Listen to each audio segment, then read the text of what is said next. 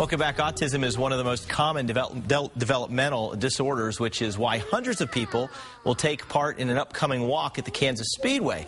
It helps change the future for all who struggle with autism, and because of that, families like Jennifer Smith and Gabby Lucas are taking part in the Walk Now for Autism Speaks. Welcome. Thanks for coming in. Thank you for having us. And you brought along Andrea. Yes. Hi, Andrea. Hi. She's so sweet. And Andrea was diagnosed with autism? Yes, that's right. She was diagnosed around 18 months, and she has an older sibling that's 6 years old, and she was also diagnosed with autism. So I have two girls in the spectrum. And also close for you because you have children? I have two. I have a boy and a girl. Corinne is 17, and Cameron is 15.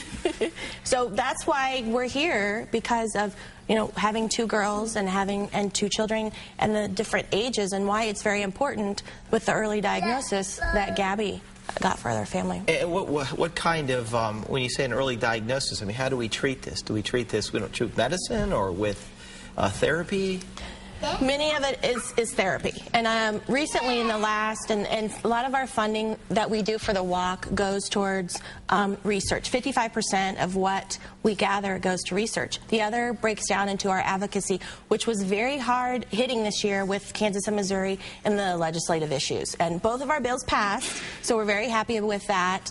Kansas has a little more work to do, and we're not stopping. We're going to keep going to making sure all the families are covered, but Missouri has a great bill that has come through. So, and Gabby, what types of things will Andrea do that would be, I guess, reminiscent or represent what autism is? Well, my family, I tell you what, it's not like the rest of my neighborhood. There's a lot of screaming going on, very loud stuff. There's very repetitive things that happen in my house. Things have to happen the same way at the same time at the same stage of the day. We eat the same things during the day, and that keeps everything at ease. But there's a repetitive and there's a compulsive behavior. There's a social anxiety in her sister, not in her, thankfully. And just like every individual, kids with autism, they're very different. Autism can differentiate from within the spectrum. Person to person. The numbers Higher functioning, were yes. pretty amazing. 101 in 110 children diagnosed with the autism disorder. Wow.